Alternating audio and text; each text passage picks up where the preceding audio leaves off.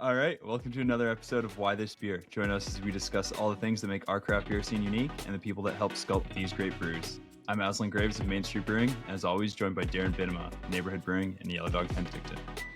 Hello. And today, from the darkest of depths of Jackknife, we have Brad, the mash masticator Tomlinson, pulverizing grains and stewing their husk to liquid gold, a forbidden alchemy forged in the darkest corners of his lair. These liquid incantations would be nothing without his ability to tame beasts, allowing him water guarded by lake serpents such as Ogopogo, and herbs fiercely revered by Sasquatch and Beowulf alike. Welcome, Brad. Yeah, cheers, guys. Thanks for having me. So threatening. Sorry, I was trying to give your intro, like describe your beers. But Yeah. Yeah, that was pretty good. We'll have to put some sick metal music behind it. yeah. I need to work on my Dungeons and Dragons voice. Yeah, totally. But yeah, Brad, we like to kick everything off with just you giving a bit of an intro about yourself and how you got into brewing. I think probably the bug was planted with my gramps when we were living together on his farm in Winfield here. He used to harvest all the crazy fruit and stuff grown by all the neighbors, and he used to grow a bunch of berries and shit in the back. Sorry, Darren, that's the first one. Yeah, he was growing berries, and he was making kind of moonshine with berries in it, and really messing around with all these local fruits. And as you do when you're a kid, you go down to the basement and you steal those little green screw top bottles and you take them to parties and you chug them and try not to go blind. And I think just seeing him experiment and do all these wild things really kind of made me want to get into home brewing later on in my later days. So I was always trying to aim for that, and ended up finding some buddies to brew with. Actually, I did a collab with one of my first homebrew buddies the other day in the shop. It's pretty sick. Shout out to Mike Shan. Oh, sweet. After that, I kind of just kind of jumped into it and kind of made a decision to pick the path of brewing instead of continuing my path of photography and design. And I hung up my camera and bought a whole bunch of homebrew equipment and just started brewing like crazy. Do you remember your first recipe? Actually, the first homebrew I did was with my buddy Warren, and we made this pale ale, but we conditioned it on apples, halved apples, and we let it sit for 3 months or so in my living room. Crazy. In one of those big plastic tubs, those homebrew plastic tubs. And funny enough, when we opened the doors of Jackknife, he brings over a case of bottles and he's like, "Dude, I found this in my garage when I was moving out of it. It's our first homebrew." It was 7-year-old homebrew.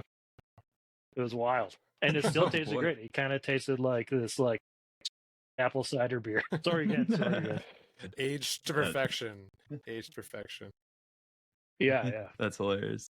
And then from there, your first professional brewing experience was Kettle River, right? Yeah. I met those dudes when they got the keys to the building, and then I kind of did that. It's not so classic anymore, but back in our early brewing days, I just started showing up and being "Hey, I'll hang out and build for you for free for a couple hours. Let's hang out." So I started giving them hours, and then finally when they got to opening the doors, it was "Hey, so I'm working here now, making beer too," and worked for tips for 8 months basically. I remember making $20 and being "Yeah, I worked 75 hours this week, but $20, sick." Sweet. Yeah. And then after a year or so, and took over the space and then brewed there for 3 years and then found Jackknife. Sweet. And you guys are, for people that don't know, Kettle River and Jackknife are literally side by side of each other. Yeah, we share a wall, we share a forklift, we share storage barrel space. It's everything. It's great. Yeah, I'm really fortunate to have them right next door like that. Yeah, that's rad. Nice to have friends like that for sure. At what point in your brewing, because Jackknife, for those who don't know, are kind of like your slogan's weird beer, classic pizza. You do a lot of beers with Kveik. Do you remember when you first discovered Kveik yeast? I think it was that like transition period right after or as I was like leaving Kettle and starting to like mentally build the beer program that would be Jackknife. It was like a year build time, and in that time I was like dragging like a 2 heck pilot kit into the back of Vice and Virtue in their alley. Shout out to Goose for letting me do that under their license and like contract brewing, but like physically making 2 hectoliters of beer at a time in the alley, and then being able to like get to events and stuff like that, and like do some tap takeovers and just have beer on site that was like a little bit more strange and different. But that was like the inception. It was like a year of learning, and also right at that time period, like Marius Garshall from Norway had also partnered with Richard Price from Escarpment Labs, and he had been like feeding him yeast cultures that he'd been finding like left, right, and center. And like Richard had started to slowly release these cultures into the public. So I was just like, new strain, let's go, give it to me. New strain, let's go, give it to me. So just like banking it all. That's sweet. That's rad. Is there any strains that like you remember trying that were like, wow, this is like totally like in my experience, I was also trying a bunch of those at the same time, like on a small scale, but like they'd be so different from each other. Like they might as well be like one's English and one is like, they could be clean and then they could be tart and they can be, you know, all the different temperature ranges. Are there ones that you remember that were like stood out for different beers? Yeah, I mean, like early Voss was cool before they started like stripping it down. Like it was more like orange Christmas spice before it became super clean and kind of fruity and tropical almost. That was like, I still have some like OG, like non lab cultured like chips at the shop, like straight from Norway of the original Sigmund's Voss. Sweet. Which is pretty cool. I hope to like prop that maybe this winter and start to mess around with it again. But like that was a really good like eye opener. And then like when RSET came around, I was pretty hyped on that. I use that quite a bit in my program now, like a lot of my pale ales and stuff. And then I don't know, not to jump down that rabbit hole, but like getting into this like the crispy like hybrid like cultures that they were trying to put out was interesting, but it was not like it wasn't the sickest. Yeah, no, I remember that time distinctly, and all of us people that were using Kveik were like, "This is rad," and it's like, you know what, we can make Kveik can make anything, and it's like, wow, it can make a lot of beers. It's like you also just could use lager yeast, and then like it's totally, not bad. It's like, or like just Chico, honestly, it would be probably cleaner and faster than like the Oslo strains and stuff. But we did it anyways, and it was fun. Yeah. Yeah. Good learning experience. Yeah. When so like since then, you've traveled to Norway.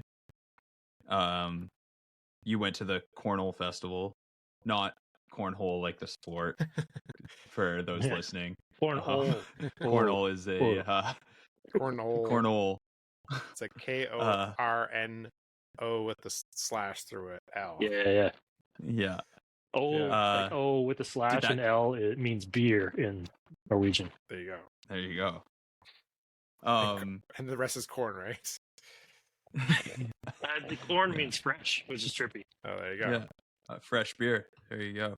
Fresh beer. Fresh beer festival. But since you're brewing with these yeast beforehand, how did then going to that event, and maybe talk a little bit about what that event is for people who don't know. How did that change the way you're using the yeast in the beers you're brewing? Yeah. Okay. So Kornøl Fest, is like a gathering of traditional brewers in Norway. It's probably the wildest, coolest effing thing I've ever seen. It like kind of brought a tear to my eye when I really like figured it out and they were trying to explain it to me. The best way they could explain it to me is like there's 50 people in a room all serving their traditional beer with their traditional yeast cultures. And for the majority, like 99% of them, they're the last person in their family who have continued this brewing tradition. So they're there to like help their tradition not die. And I was like, holy, like, this is great. Like I'm into it. Like I need to share this with the rest of the world and like try to like continue helping all these like individual cultures like thrive historically so that it doesn't die. Yeah. And like to also kind of shine a light on them too, specifically to like get a little bit more, not exposure, but like the Kornøl Fest is good. It's open to public.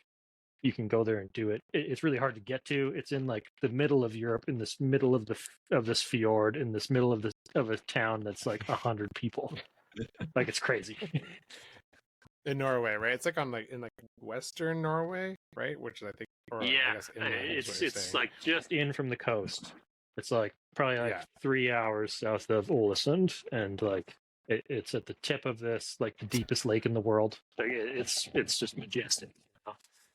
And all these people get together and they share their history. Yeah, and they hold it at the school, right? Like they held it gymnasium, is it? This elementary school. So they drag a bunch of desks out, and then there's like home brewers, like farmhouse brewers, not home brewers, sitting at desks, and they just got their setup. Some of them have like a little booth, like it's really cool and like kind of like ultra homebrew style. And they're just like sitting there. Most of them have their kveiks like just sitting in a bowl for you to share, so you can take them if you want. And one of the cool traditions is you never thank someone for their yeast. You can thank someone for their beer, but you never thank someone for their yeast because it's like the yeast is for everybody. Okay. Interesting. Yeah. There's a couple times I was like, thanks. And then like my Norwegian buddy would like give me the elbow and was like, dude, you can't thank them for the Don't thank them for the yeast. It's like, be cool, bro. Yeah. Be cool, man. Be cool. That's rad. Like I'm Canadian. I have to thank everybody all the time. I have to. Yeah. Sorry, I thanked you. Yeah. I guess to back up for people like, I mean, I think the three of us have been like pretty into Kveik from the get-go, and so we know a lot about the culture of Kveik and yeast and things like that. Not as much as you, Brad, but if people don't know like the story of Kveik, maybe we can just like talk a little bit about that briefly, about how kind of I guess my quick overview would be that like Lars Marius Garshol, who is, I think he's basically a journalist. Maybe correct me if I'm wrong. Or like a beer writer. Yeah, I think he was like a mathematician who just like, or an engineer. And his like he's something. He just kind of got interested in it randomly. Yeah, he kind of stumbled upon these farmhouse brewers in Norway that, like as Brad has been talking about, have been brewing with these farmhouse yeasts for generations and generations, and they keep their yeast going perpetually by like drying it out, and so they can save it for longer periods of time. And all this is like pretty unique. Like this is not happening anywhere in North America. This is not happening in like Germany or any other places that I've heard of. There's like some like Lithuanian, it's kind of Eastern European countries that are doing similar stuff for sure, but it's kind of like this own microcosm. I mean, probably because these brewers are also isolated. They didn't have like a way to like go to the local brewery, get yeast, and they've just been brewing this way for a super long time. So it's kind of this cool, like, I don't know how long it's been going on, for like generations and generations of these like specific farms brewing with their own like family yeast. And then people like Richard Price and other lab, and then I think it was like Bootleg. Bootleg was really into it at the time too, of like, if you're into yeast, which a lot of us are. And basically you've just kind of discovered a whole new set of yeasts that have basically not been banked or logged or anything ever. Yeah. And so Maniacal Yeast Lab had a huge collection of that stuff too. Yeah. There's a few of them that jumped out. Yeah. So it's really cool, interesting like tradition. And some people just dive into it enough to use like a monoculture Kveik strain, but then others like yourself, Brad, are using like, I know you're using like multiple yeasts together. And then a lot of these farmhouse like these traditional farmhouse strains are often like a mixed culture. Like there's a bunch of different yeast strains in them. So I guess that's my overview. I don't know if you guys have anything to add to that, but if people don't know, it's really cool. There's a whole book about it now. We're waiting on the movie. Yeah. Movie, let's go. What? There we go. Yeah, it'd be like an Indiana Jones of Lars going through Norway. Yeah. And now he's stealing all the yeasts and not thanking a single It's like person. him on a train, him on a bus. Well, I was talking to Richard Price about it too, and he was like, "And yeah, you have to take like a boat there, or like taking a boat to the town is like the best way, or I don't know." He was talking about it, and showed me took the some boat pictures when I and it did looked my very thing. It was majestic. sick. Yeah, I was like, You cruise that by doesn't towns suck. of literally 2 people. It's so wild. Norway is just like Yeah, amazing. It's like BC times a million.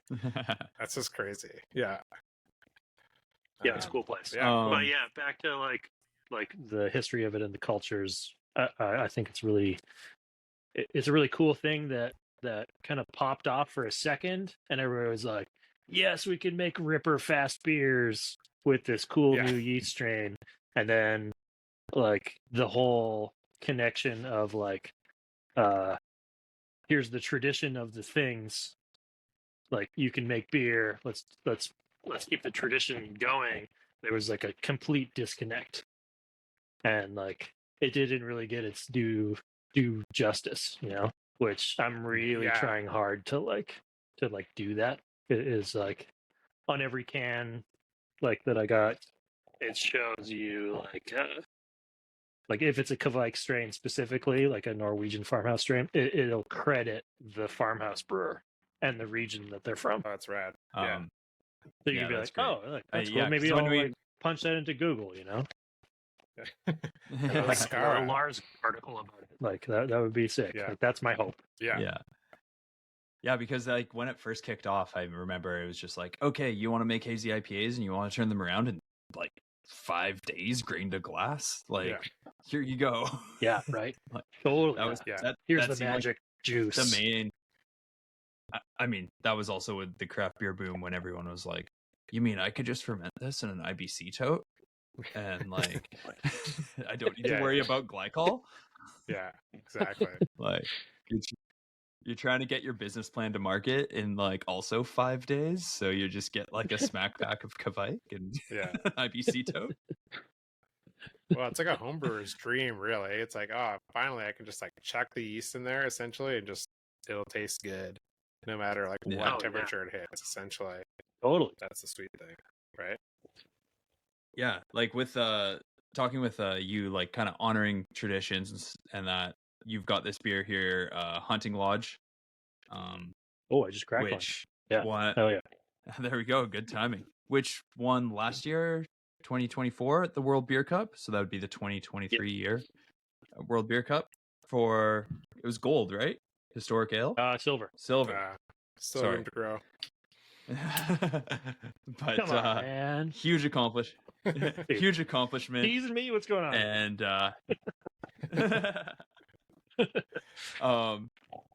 but could you talk a little bit about this? Like, you take it away. Okay, yeah. Okay, so This specific beer is like something I had been chasing pre like Norway trip. It's a raw ale, so that means it hasn't been boiled. It is a beer made exclusively with juniper boughs, so like the whole branch of the bough of the juniper bush. And that's kind of it. And then like yeast specific to the region from which it's brewed, which is like kind of a valley of like I don't know the exact number, so I'm not going to say, but like a handful of farmhouse brewers brew this style of beer in this one valley, specifically in like the Grodås, like Kornøl region, where the festival is like held. So I brewed it a bunch of times, and basically only coming up with a recipe on like Lars's blog posts. So seeing his tasting notes, seeing photos, seeing like process photos, like just kind of like feeling it out. And I was always like, I was kind of chasing it for a while, and it was like I was trying to make it hazy, like it was in the photos, but that wasn't really like hitting the right notes for me on my end. And then I wasn't really sure about the juniper that I was harvesting. Like I knew that I wasn't supposed to harvest juniper boughs with berries on them, so I was very specific about the bushes that I was harvesting. Because you include berries, it's going to bring some more bitterness in. It's not going to be a good time. And I was getting some like cool soft notes. It was like green. It was like it had this cool like cereal note that wasn't like PHP. It was like a totally different thing. And when I got over to Norway, I was able to like taste this on my like first couple of days in that valley, and I was just like, holy, like it's the same thing. That's like, rad. Yeah. I've been doing it. And like really just like sweet. kind of like blew my mind. I was like, what? Like it was really cool. And I was out and I was just like instantly like went out into the woods and was just like rubbing trees and smelling bushes and stuff and just like, is this what I've been smelling? Is this what I've been tasting? Like show me what exactly that you're harvesting. And they're like, oh, like this stuff right here. I'm like, okay, that's the same as what we got in the Okanagan. Like, sick. Boom, got it. Yeah, everything's coming together nicely, you know. Yeah. And I was able to kind of bring that back and then really kind of tighten it up a little bit, just with like my volume of juniper and like my process in my kettle. Like I built my brew house as direct fire, mainly knowing that everything in Norway is like a direct fire copper kettle. So I really wanted to kind of like replicate like pieces of that within like my brew house side in Canada here. So am I getting like different reactions at the right times for a lot of my beers, but specifically for the no boil, it's just like I heat that stuff to like 86 and let it go. Like it's fine. But this is a really cool beer. It's also got a blend of two different strains from that valley. One that was cultured by my friend Linda, who used to work at Eikotid in Oslo. And then another one that is like a culture from Richard as well. So it's a blend that I've been using for, it's been 3, maybe 4 years now. It's got to be on like Gen like 180 maybe. Like it's deep. Wow. But it's also like that gen is probably not even close to the gens that it's seen in Norway too, right? It's on Gen 1000. Yeah, true. Yeah. How like talking about that, how are you kind of keeping these yeasts going like from gen to gen? Like are you going as far as drying them out, or are you using them fresh enough that you're just kind of like repitching and repitching and repitching? Yeah, I've been keeping them wet. I haven't really tried to dry them yet. I've been hesitant about that. I kind of beat them up a little bit. Like I'll keep them in a container for like 9 months and then just like repitch it without like propping it or anything. And like it just goes. They're just like happy. Yeah. They're like, oh yeah, some food again. I'll Wow. Just go pop it open, completely give it a whiff, dormant, and it's and just like, like, yeah, totally, yeah. Like I'm kind of like, I really embraced the hang that shit in a barn.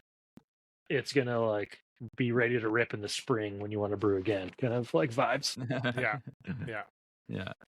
Throw it in a bucket. Yeah. Throw it in a like old matzah container in the cold room and call it a day, kind of thing. Yeah, totally. Yeah. Yeah. Like I Yeah. had Sweet. some like nice like 20-liter brinks made, and I was using that for the majority. But like my Kveik collection is just too big to keep a bunch of 20-liter like brinks around. So like I've moved Yeah. back, and now I'm just like basically in like the 4-liter like tubs that you get from like a yeast pitch. And I just yeah, kind of yeah. migrate through those. Yeah, to keep them clean. Nice. And Yeah, and I mean, like, that's one of the unique things about these beers. Like you say, they're, you know, historically, you take them wet, you dry them out completely, leave them for multiple months at a time, and then kick them off again.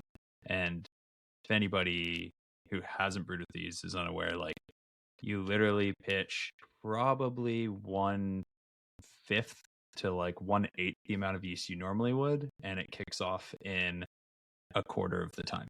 Like almost every time. Yeah. It's insanity. And like when I want to start a fresh pitch, like 7 heck, I'll pitch 3 smack picks, and it like kicks. Yeah. It's the whole thing with like no issue. Yeah. And then I get a nice clean like I'll probably get like 10 liters of Kveik off that thing. Nice. It's Yeah. wild.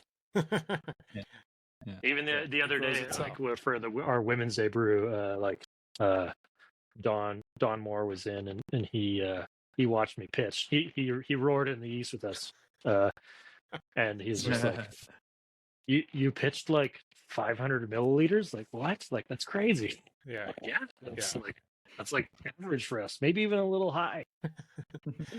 We want this done Yeah. extra quick. yeah. Yeah. When I want to pick up an hour, I'll pitch a bit more. Yeah. So that must have been really, I guess, reassuring. Your research paid off, thanks to awesome resources online and through forums and stuff. But like going over there and just seeing that, like, okay, cool. Like I'm already well within line of what my goals or aspirations, inspirations were. Was there anything that you like took from those experiences there and directed how you've refined the beer over time? Yeah, definitely. Like That or like anything that Norway- was like really surprising, I guess.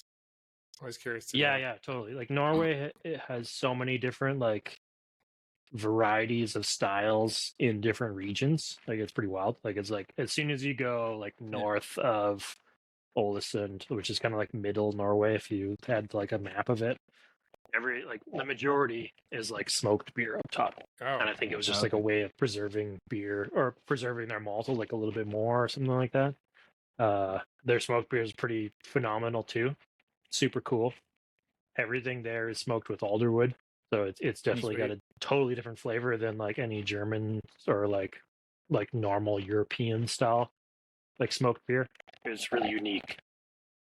And then you go like south of Ålesund into like Voss proper, where there's like 12 or 15 different like traditional farmhouse brewers, not just Sigmund. Like Ivar and Kjetil. Like I got to brew there and like check out the scene and like hang out with Dog, who is like the OG like brewer from Voss Brygge, like the first commercial brewery in Voss. Yeah. And like really learn from them and like figure out what they do down there, because they're like long mashes and like long ass boils and like high proof beer. And it's like this is a totally different flavor profile than what I was like brewing up in like the Hornindal region, where it's like no boil, like we're gonna knock this out in a day. Like it's pretty unique, and like everybody's got their own twist on it too. It's like Buddy Ivar, he throws in alderwood into his boil with juniper. Oh wow. So it's like cooking the wood. Like I'm really interested in trying that out. So like this spring, we're gonna harvest a bunch of alderwood and start making some alderwood boiled beer. Of course. Neat. Yeah. Thank you. So I don't have to. Yeah. Yeah. You're the real Yeah. hero. Yeah. Um. So with your Kornøl ale, are you doing like a juniper like infusion with your strike water as well? Yeah, is that in the mash or is it? You said something about the kettle? Yeah. Okay. I'll break it all down. Like basically, it's all of the process water for the entire brew is juniper infusion. So I'm taking my juniper boughs, I send them into my mash tun at like 92 degrees C, like hot as heck, and then steeping that for about an hour. No, I don't really stir it or anything. I just kind of let it sit and do its thing. Then I'll drain that off into the kettle, and I'll take that and then I'll mash on top. So my juniper is still in my mash tun. I drain it off. All my juniper sitting on the bottom, and then I'll mash in through my Vorloff port instead of like through my hydrator. Okay. Like I regularly would. Kind of like by the time I do those transfers, like I'm hitting mash temp, like with the temp decrease. So it might be like a little bit high, but I'm like trying to aim for like 65C. Like I'm trying to make it a lot like pretty crispy. So like if I can hit 64, I'm pretty stoked. Might hit it with the hose or something, just to like knock it down. And then doing standard rest, no salt additions. Like my water is usually at about like 7 to like 7.5. So I just leave it, and then it's just strictly base malt. Like right now, I'm using Pink Boots as all my base malt, and I'm pretty happy with it. Nice. Yeah, Extra light. Yeah, it's cool. It's got like a little bit of sweetness, but like it's pretty crispy. Like it hits for everything for me, so I just adjust with spec malt for my other beers. But for this, it's fine. I think last year was Superior Pills. Sweet. Then I'm doing 60-minute rest, and then louder. I usually have a little bit of like extra liquid in the boil kettle, so I'll send that to like one of my blending tanks and just kind of hold it like in an unjacketed tank, so it's dropping in temperature, so I'm trying to hustle it through there. Sparge with that, get my volume, and then turn my burner on and bring it up to 86. As soon as it hits 86, I kill the burner, and then I let it rest for 15 minutes. I put like 2 hot pellets in it to call it like beer, technically. It's beer now? Yeah, beer now. And then send it right to the fermenter, and then I hit it with that blend of Kveiks from that valley. So it's like it's traditional to that valley, to that type of beer, to that farmhouse brewer as much as I can. Yeah. And what are you fermenting at? For temperature. That guy, like I've been sending in at 34 and letting it free rise to like 38. Nice. It usually ferments in like 2 days. Yeah, and perfect. Incredible. Yes. Yeah, and this beer, like, for those who haven't had a chance to try it yet or something, the raw ale component of it is something that's really unique. Creates like this rich body because you're just not getting the protein break that you would from a full rolling boil, and so you get like this. It's almost like a nutty kind of like cereal grain character in it as well, and like this like, despite it just being base malt, and I imagine it's probably pretty dry, but has this like implied sweetness or roundness to it, which is pretty incredible. It finishes at like 1.8 Plato-ish, and it's like 6.5%. What are we talking here? Yeah, we're 6%, which is like also pretty light as far as traditional like stuff goes. Like they're usually like kind of like in the 7s, 8s. Oh, okay. Yeah, it's like for a beer, like on you can see it here. It's like it looks really light and clear, so you expect it to be like really like well, it's dry, but you expect it to be like super crisp. but it's like still like very full bodied for sure. Like there's definitely that like maltiness like coming through because it's a raw ale for sure. Totally. It's And you're super- getting super so much unique. character from like the juniper boughs themselves. Like you're getting Yeah. the botanical from the spears, like the tips, but then you're also getting like a lot of the wood action too. So like Yeah. there's that weird like softness layer that kind of sits in the middle where like you're talking about nuttiness. Like that's definitely from like the bark, like sitting in that hot water too. That's really Yeah. cool. Yeah, It's like I guess you kind of expect like, That's- oh, juniper ale, like you want it to be like you're like associating with gin, like brightness, but Yeah. it's so soft and like middle ground. yeah, that's the unique thing. It's definitely not gin like quite at all. It's like I don't know. It's super unique. Yeah, like you get just kind of like a woody thing going on, and like some like kind of fruitiness too. Like there's like a little bit of like a white grape thing, and maybe that's just like little alcohol ester formation. Yeah, And yeah, then, totally. like yeah, a that makes little bit sense, like for sure. a little bit like a cucumbery finish. You know, like it sounds not nice, but Yeah. like Yeah. definitely It's like like cooling, that kind of like cooling It's melon. also like super terroir based too, right? Because like I'm harvesting these junipers from certain areas around like my circle like spans from Winfield. So it's like if I can harvest the majority like within 5 clicks, I'm pretty stoked. But like I have to kind of bounce around because like there's big dry spots in the valley where there's no juniper at all, and then you'll hit a big pocket of it.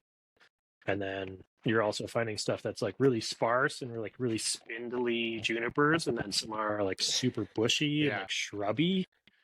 So I'm like trying to figure out what is the best style of these bushes to harvest for the spear. yeah. And I'm also trying to do it sustainably too. So like juniper grows really slow. So when I'm out, I go and I geotag every bush that I harvest from, and I put a date on it so that I'm not harvesting that same section and that same bush over and over again. I'm only hitting it ever like once. So Sweet. we need to be like good stewards of the valley as well for all this stuff. Yeah, Nice. for sure. So like a big part of the reason for those who don't know, like why we boil beer is like a big part of it is to drive off like a character called DMS.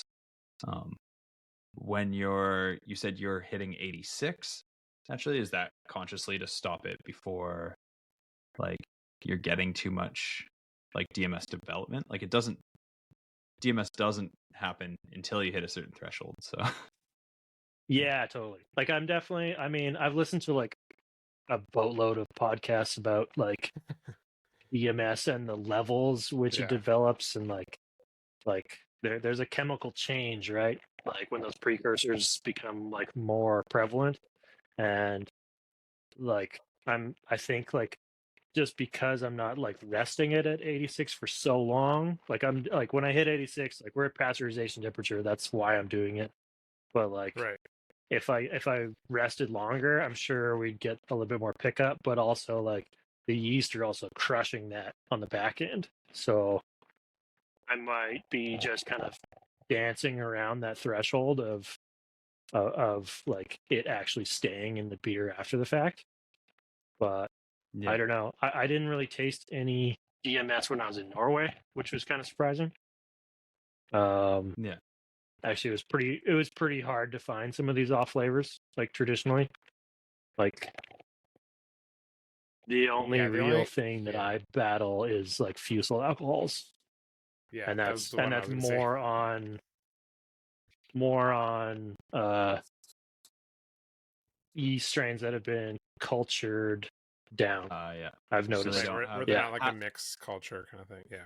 Yeah, totally. Yeah. So yeah. having that mixed culture, kind of like everybody's, pulling their own weight. Kind of, you have a blend of like 5 to like, isn't there some that are up to like 12, 16 different yeasts in their original cultures? Yeah, I think like I think the biggest one I've heard is like 35 to 40, like in that range as an original culture. Yeah. And then like 8 might be like one of the lower ones. Yeah. Wow. Yeah. Yeah. But the stuff you get from labs now is a lot less. Like they might even be single isolates, which is like I've noticed over the years, like the degrade in like Kveikiness has like changed quite a bit, you know? Whereas like Cleaning. I want this. I want character, not just like one piece of it. So I'm finding that I have to start blending more strains together, like from labs, to bring back that like bigger culture, which kind of benefits. Yeah. Like I don't dry hop a lot of my beers because I really enjoy. I probably should, but like I really enjoy the yeast character. Right. But I mean, that's also like my beer program too, right? It's weird beer. It is what it is. And I'm unapologetic because I'm like more in tune to like the traditionality of it. Yeah, you're going for something specific and preserving something that's unique for sure. Where there's a lot of people that are using Kveik strains that are just like, yeah, I'm on a monocultural or Voss or Kornøl, where it's just like that one of the strains of the mixed culture, and like you're going for something different, right? So kudos to you. Like we run like I think right now in the cold room there's 18 different cultures and 3 mixed cultures. Like we might I'd be hard pressed to say like we have the largest like Kveik and like European farmhouse culture outside of a lab. Yeah, I'd say so. Yeah, like it's like a lot. Little mini Norway right here. It's not just like I got them banked; like they're rolling. Yeah, that's right. So, like, despite not dry hopping a ton of your beers, you clearly use enough hops to know what they're doing, because this is your second year now in the forward program with YCH, correct? Yeah, second year. Yeah. I think they thinned it down to 75 brewers this year, and the first year was 100 brewers across the world. Cool. You made the cut. With that, you were getting access to some new hop products, trial varieties, things like that, through the HBC, so the Yakima breeding program, hop breeding program that's ran through Haas and Yakima Chief. So could you talk a little bit about like maybe that program itself? What's been your experience with some of those hops and varietals and standouts? Yeah, totally. So with the program, we get 2 releases every year. We get like spring and a fall release, or a spring and like a late summer release. First year, we got a liquid hop extract, which is 701, which became Hyper Boost. They usually give us a couple of different options to like pick from. I'm a weirdo, so I picked like Hyper Boost that was Chinook. What's around with that? I think I was like one of the only like people who opted in who just didn't get it by default, so they were pretty stoked about that. Nice. Blended it into like a bunch of lagers that I was using I was using Chinook in the Whirlpool, so I was like, this is a cool pairing, whatever.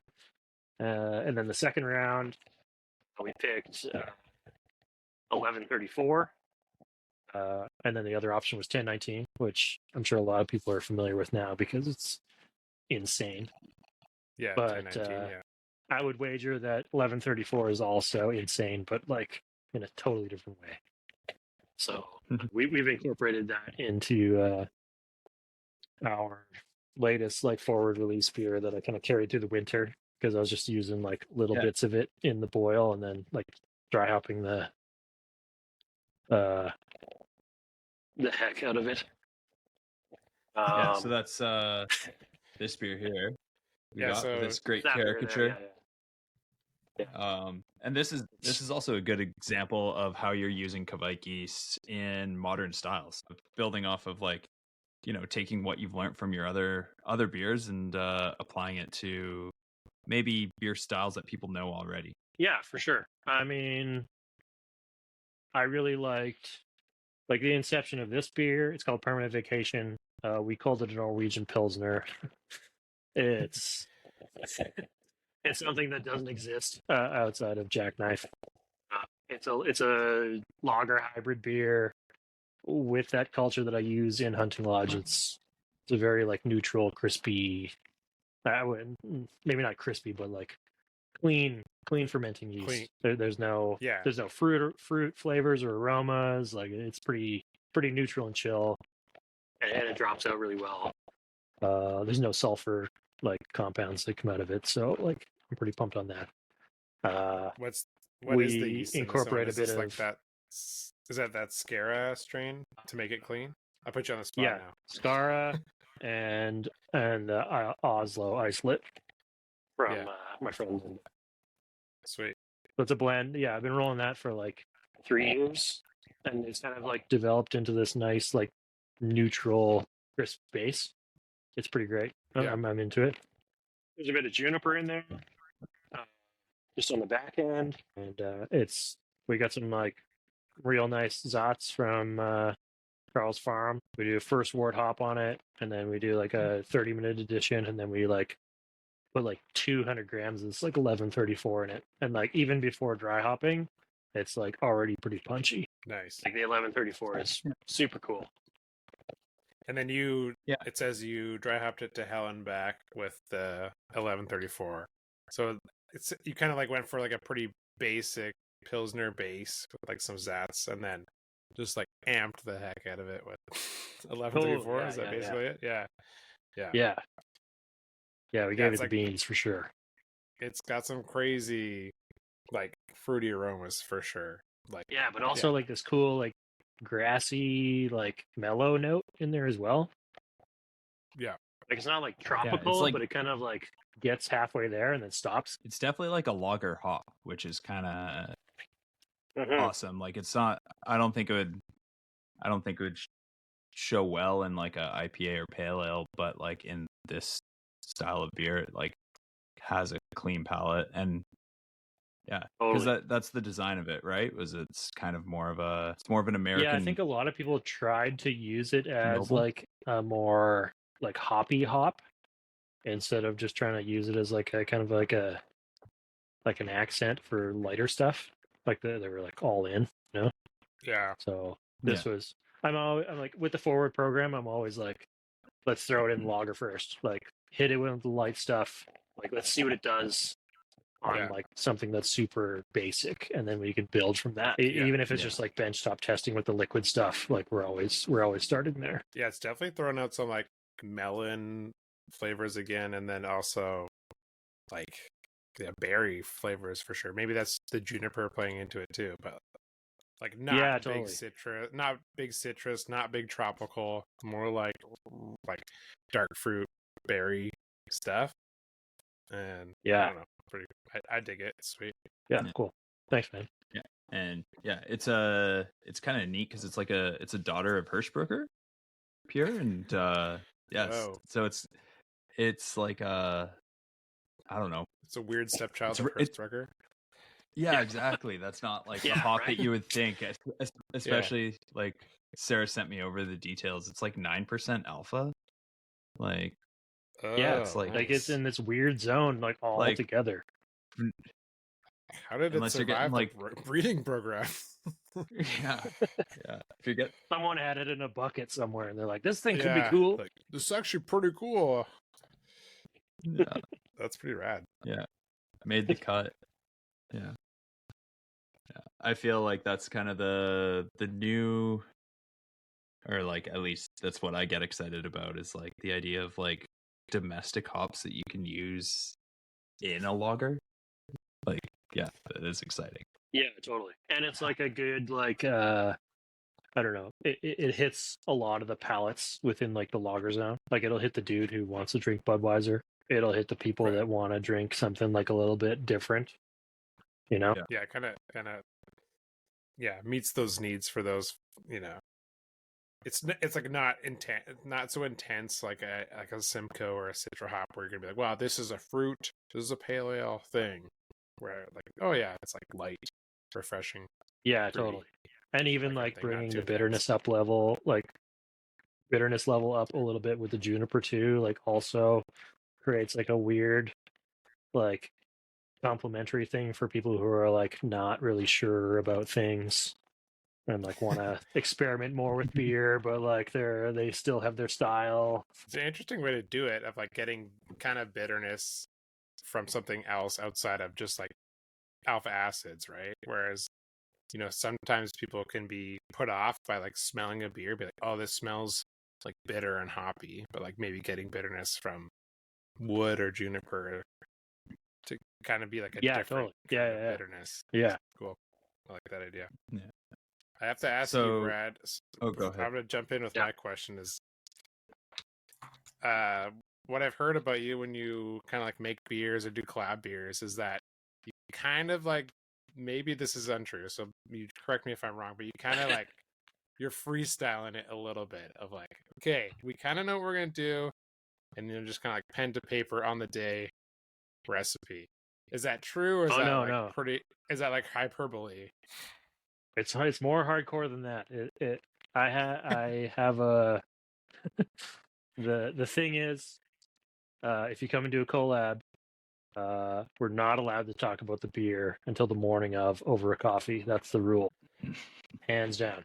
I even like Miguel from Changing Colors was like, dude, can we make a triple IPA? And I was like, yeah, well, we can't now because you suggested it, man. Like, you blew it.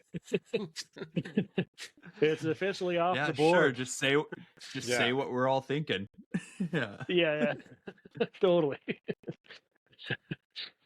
But yeah, it's a hard and fast rule. I like it. You can bring an ingredient, but you can't talk about it before, and like it might not even go that way.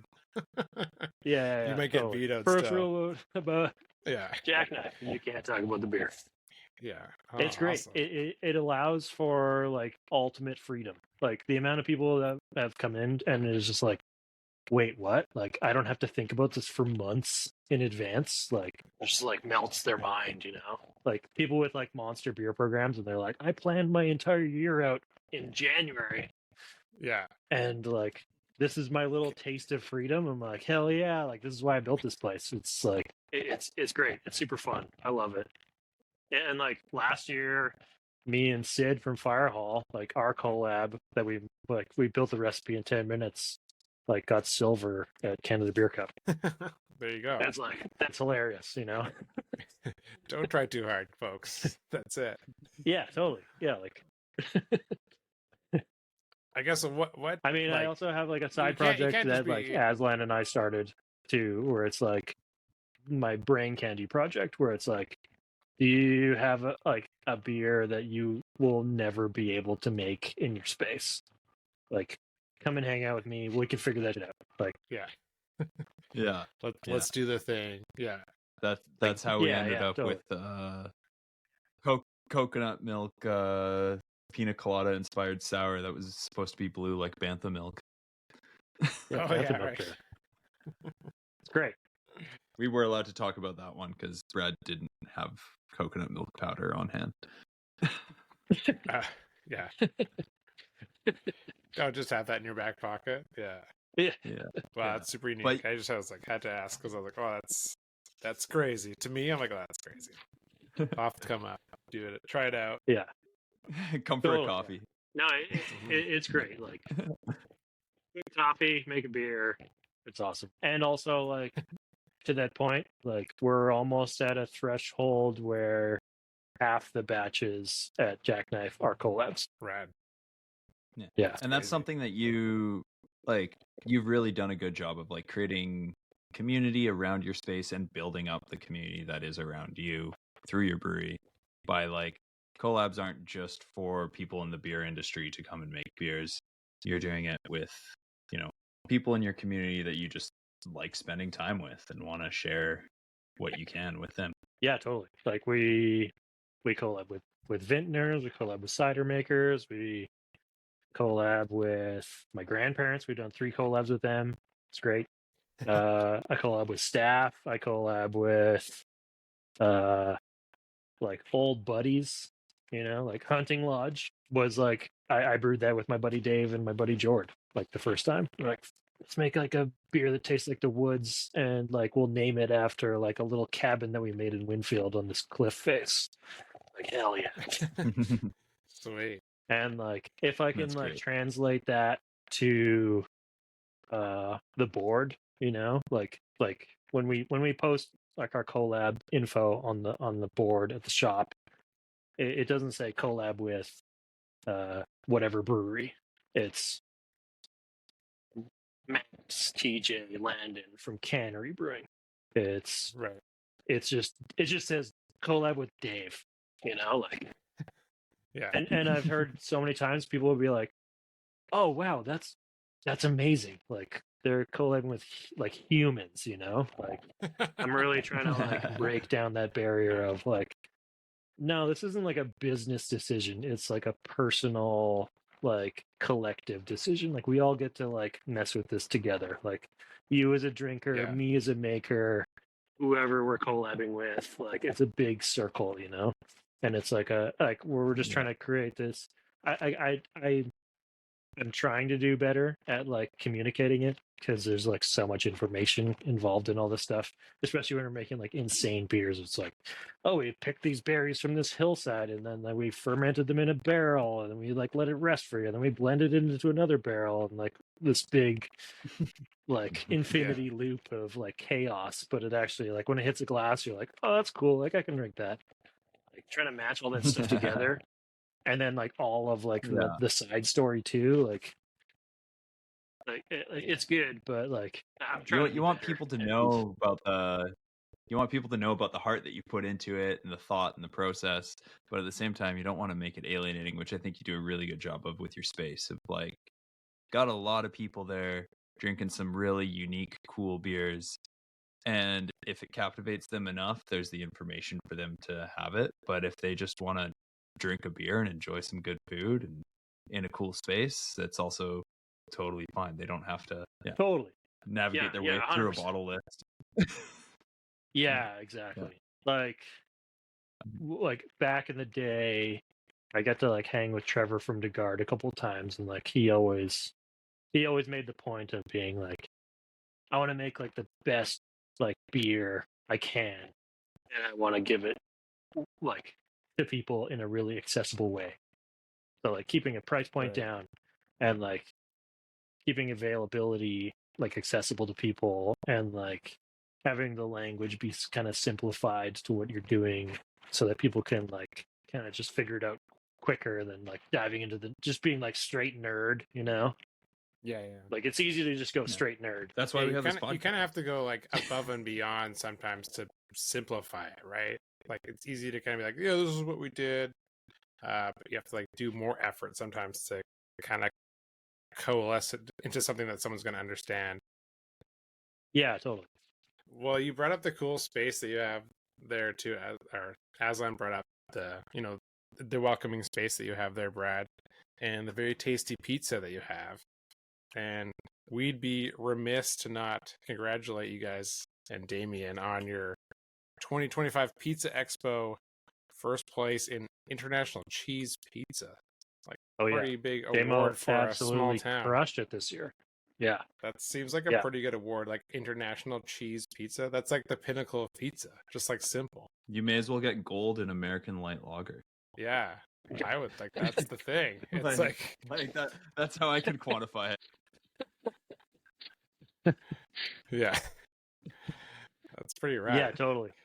Yeah, I guess maybe for people that haven't been, like, talk about the pizza program that you guys have there, because it's like it's pretty legit. Yeah, the pizza program's sick. We do like a classic New York slice, and then we also do like a Detroit style deep dish on Sundays, aptly known as Sunday Squares. Kind of rolling that into the weekly program slowly, but like kind of secretively. Yeah, it's pretty amazing. Like the combination of like beer and the unholy circle is like perfect. You can slam a pint and then also like crush like an amazing slice that also doesn't fill you up. Like we kind of hit a lot of the buttons all at the same time. It was a good pairing. I'm super lucky to have found Damo as like a business partner and as like a fellow wizard in our dungeon that we built, and to see him finally like recognized for his like wizardry is pretty awesome. Like he kind of took a little like bit of a random shot at it too. So he rolled in, like he flew with doughs on the plane to Vegas and was just like, I'm gonna go compete in the Pizza Expo. I'm like, sick, dude, you're gonna kill it. When he showed up, like every chef there was like fully corporate sponsored with like logos, like freaking NASCAR drivers, like all over the place. Sabuto, like cheese, and like pepperoni sponsor, and like dough sponsor, or like flour sponsors and stuff. And he's just like metalhead with a vest and a hoodie. Like a Tupperware Even to the point of dough. like one of the dudes being like, "You're not gonna win. You don't need to worry about tomorrow." And then him just like absolutely destroying it. There's the movie there. Sheesh. Yeah. That's rad. So cool. So stoked for him. So yeah, it's a good pairing. Like we're on the same wavelength too. It's like create a high quality product, both in the liquid side and then also in the food side, and then like keep it at a very affordable rate so that people can have like a really good experience as a whole. Like the whole dungeon is built as an experience from the get-go. It's like you want to roll in, you want to see chairs that you've already sat in 1,000 times, so you know you're going to be comfortable sitting in them, like old school, like garbage pub chairs, and then like long tables so you can share space with people, a nice bar where you can just chill and relax, a good like patio zone where it's nice and bright in the back and secluded, and then we're also usually blasting like death metal. It's great. Yeah. Even today, we got a request to, can you guys change the music? Maybe something Rolling Stones? This music is alienating me. You're like, but the pizza's so good and the beer's so good, they keep coming back. Yeah. And then they just go to But you're going to have another beer, right? Oh, yeah, we're going to have another beer. Yeah. It's the worst when we get requests for country music. yeah. You're in the wrong town for that. Yeah. Right town, wrong spot. I mean, maybe that's the thing. Yeah. Yeah, maybe some Fred Eaglesmith would like hit both tones, but yeah. Brad, what excites you about the Canadian or the BC craft brewing industry these days, or like right now? Excites me? What excites you? I mean, what excites me is just finding more like-minded brewers out there. Like, I think there's lots of people that are kind of on that verge of really like changing up their game a bit. Like we're kind of in this realm of like, okay, it's about to get real. Like our beer needs to stand out a little bit more. Maybe we need to include another seasonal or two or something like that to like bump it up. And I don't know. I like really I really try to drink as many beers as I can that are from like different people, like just to get the taste out there, you know? Like, and that's like across Canada, across the States. And I think a lot of people have like held back for a while. And I think a lot of people have kind of worked backwards through like COVID times. Like if you look at like the West Coast, like on my travels all the way down, like I go to Portland quite often. So like seeing the regression of like beers and brewing styles and like customer purchasing and stuff, like the whole spectrum of it. And it's gone from like, I make weird, cool, funky, like barrel aged and like mixed culture stuff. And I'm also like a banger lager and like hazy IPA producer. And then all of a sudden they've like cut everything that's cool. And it's like, all I do is make hazy IPA and like 5 different lagers. And you're like, oh shit, crazy. Yeah. And now they only do distribution and they deleted all their barrels and they deleted all their fooders. Yeah. I think like there's still room for people to come back out of that, and I think people are really afraid. So I feel like I'm excited for the people that make that chance again and that are like willing to like bump it up a notch and to like go for it. Because like, Yeah. I don't know, from my experience at my shop, it's like I only make insane stuff, and people are like thirsty for it. Yeah. You know, You and want they're more like, people hell to yeah, like I'll drink a weird like barrel fermented like dark ale that was like fermented on berries. Like cool, like let's go. Yeah. You want more people to embrace the weird kind of thing, right? The unique. Yeah, totally. Yeah. I feel like before like 2020, we were leaning towards that. Like people were opening up and like the majority of beer drinkers are like, yes, give me the experimental things, give me Yeah. the new Yeah. hops, give me all the stuff. And then like it just like tanked and I think we're like kind of crawling ourselves out of that. I don't know. What do you guys think? No, I think it's Well, I just saw interesting Farmhouse take, for Fest sure. is coming back this year. I thought last I year was the mean, last one. Yeah. Yeah. Yeah. I Maybe think people will that's But start that's drinking a very saison again. that's a very specific piece, you know, like but as like a whole, because like both of you guys brew at volume. yeah, for sure. Like, and we've seen like with volume, like the things that have done the best are the things people know the best. Yeah. Like seasonals, collaboration beers, one-off beers, where they used to be like our fastest sellers are like not as fast anymore.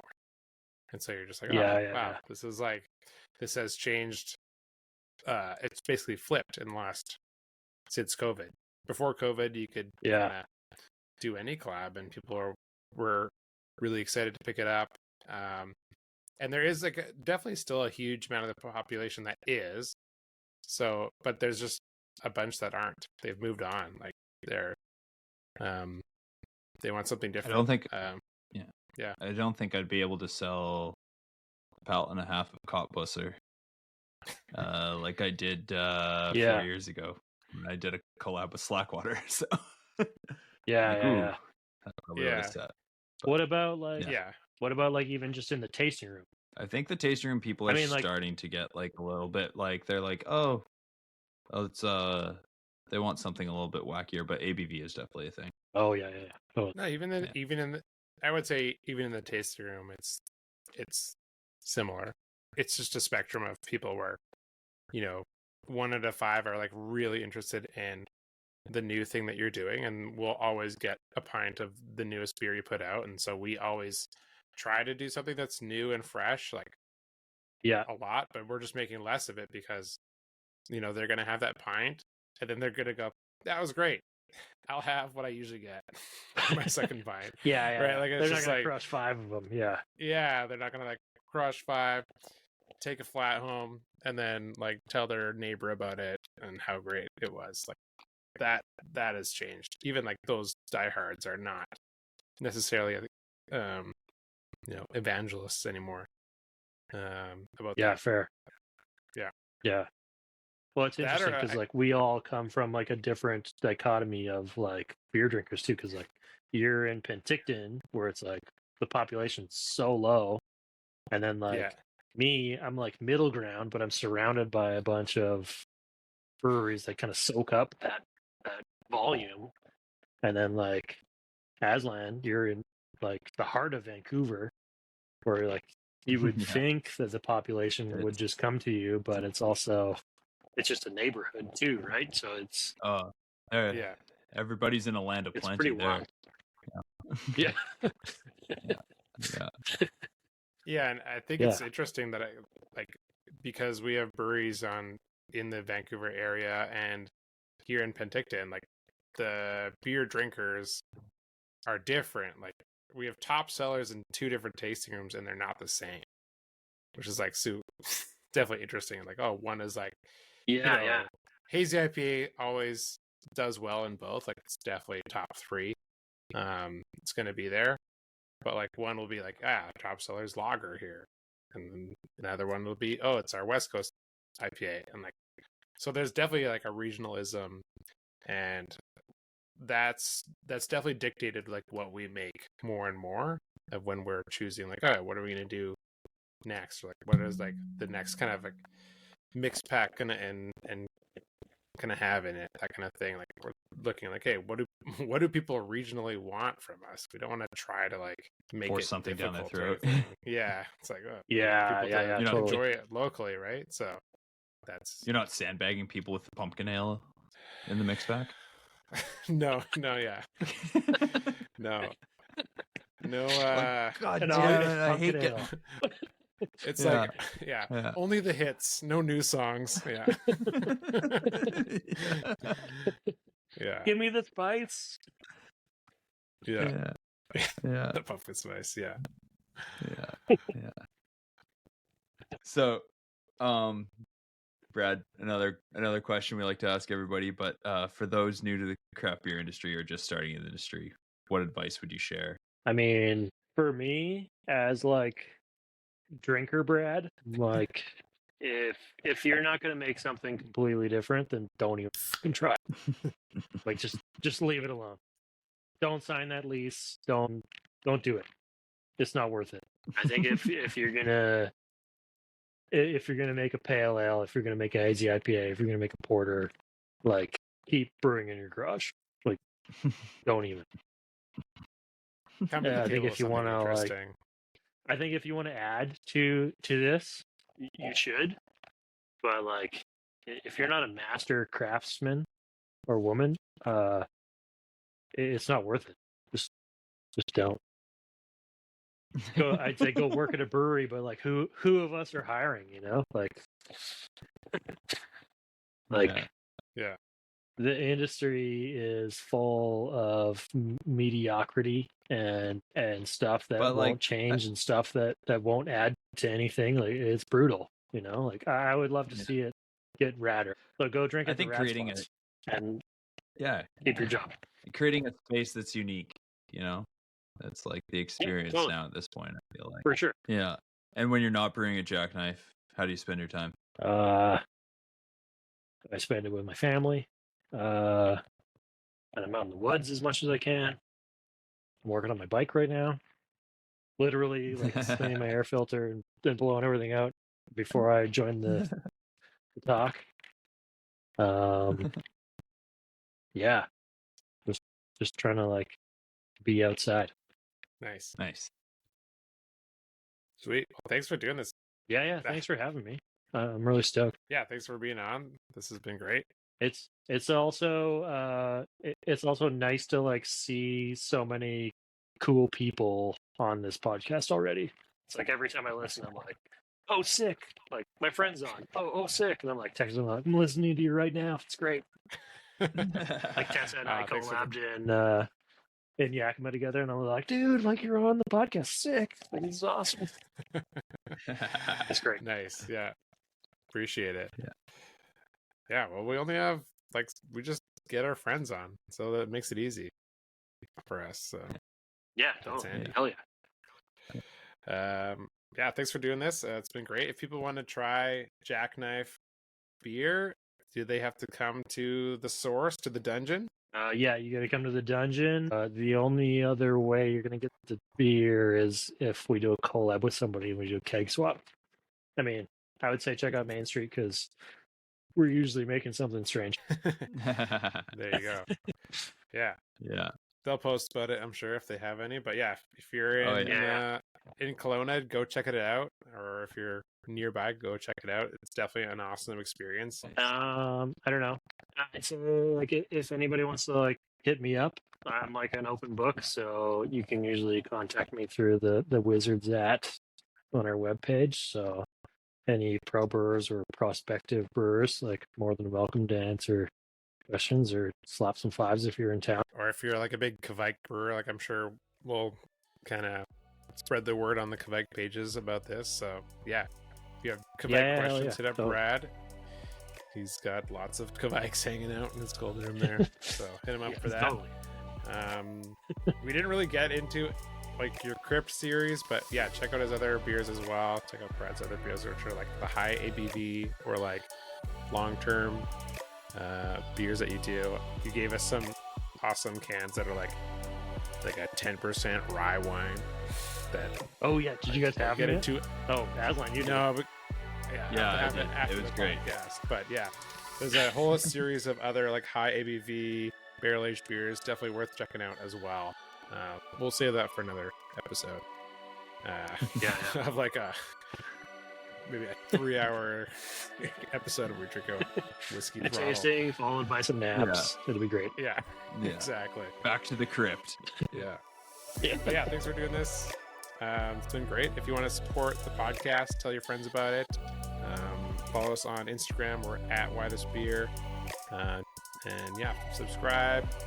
If you want to support Azlan and I, you can also buy our beer, Main Street Brewing Beer, as well as Neighborhood Brewing Beer and Yellow Dog Brewing. Wherever you find good beer. There's some rumblings that Way of Life is going to be in the LDB soon, so if you see it at your LDB location, please pick it up. But yeah, thanks everyone for listening, and yeah, until next time, cheers. Cheers. Cheers.